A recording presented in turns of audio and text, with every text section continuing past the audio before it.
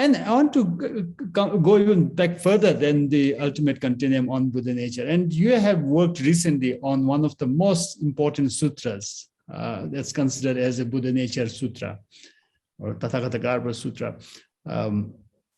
The Sutra of Great Compassion. You have just finished translating that for 84,000 I hear. So can you tell us a bit about that? Because that sutra is cited right at the beginning of the ultimate continuum. Right. Yes. If you don't mind, I would like to also, on the topic of sutras, if I could mention this first. Marcus has been so kind to upload a handout on the, the 9 examples from the Tathagata Garbha Sutra. It is illustrations of the 9 examples.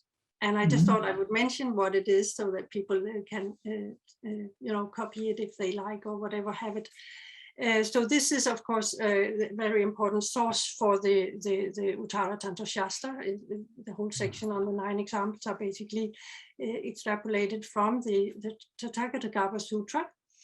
And then also we have as an important source, at least in my mind, of the Uttaratantra Shastra is the Avatamsaka Sutra, the Gandhavyuha section of the Avatamsaka Sutra, where we have the very important verses that are actually taken from there on how the Buddha's jhana is embedded in all sentient beings, and they are pervaded by the wisdom of the Buddha.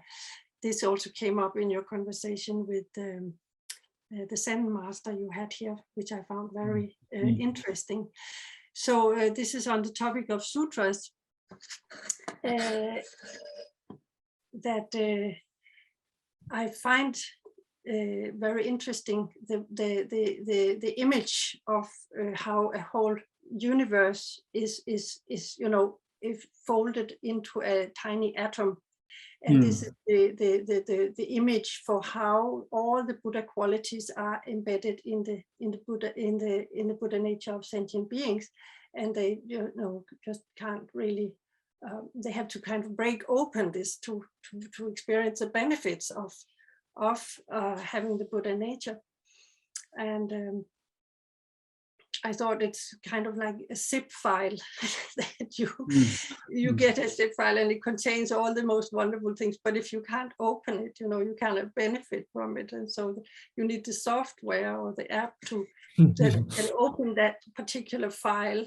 And as I said before, the Rangrig is supposed to be that which, for us to be able to experience our Buddha nature. So that was just a little comment on some reflections I had on that image. But then we're coming to the Dharanishvarajasutra that you mentioned. And yes, when the 84,000, which is a fantastic project, making our sutra available in English, when they advertised that this sutra, they were looking for people to translate it, then I thought, oh, this is a great opportunity for me to really get into what is behind here, the source listed as a source for the Uttaratantra Shastra. And what had happened is it turned out to describe how to purify the Buddha nature, more than being really descriptions of the Buddha nature itself. So the sections that explicitly, or that, this is actually not explicit, it's implicitly deal with the nature of mind, the come. These are the what is called the Bodhisattva ornaments. There's 4, Bodhisattva ornaments. There's 8 Bodhisattva illuminations. There's 16 kinds of Bodhisattva compassion, and there's 32 kinds of Bodhisattva activities. And this is really all those qualities and functions are ways of purifying the Buddha nature.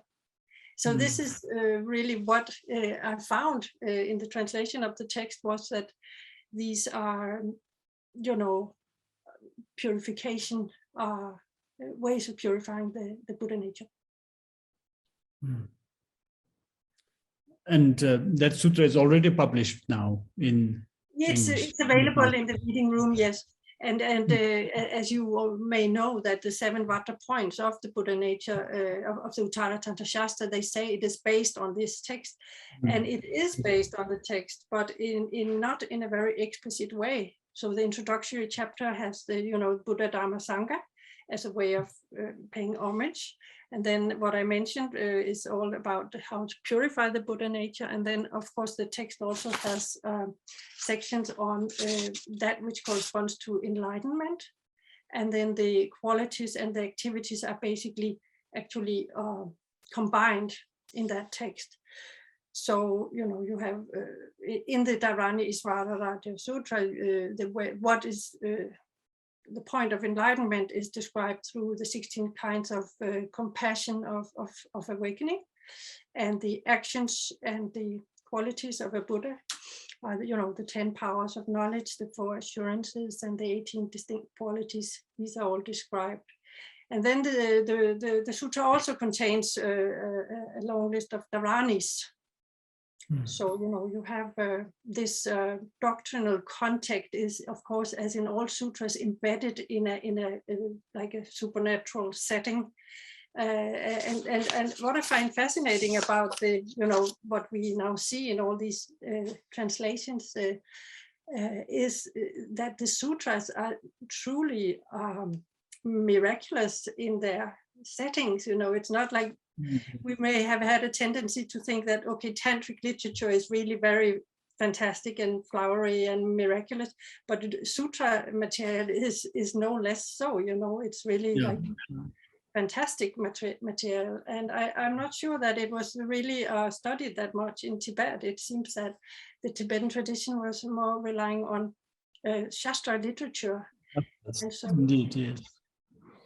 we're very happy that it was preserved in Tibetan language. Sorry. No, not at all. I fully agree with you. The kind of grand cosmological settings that go ahead of most of these sutras, especially the Buddha Nature Sutras, is quite fascinating. The kind of ideas people had at that time when these sutras were coming out.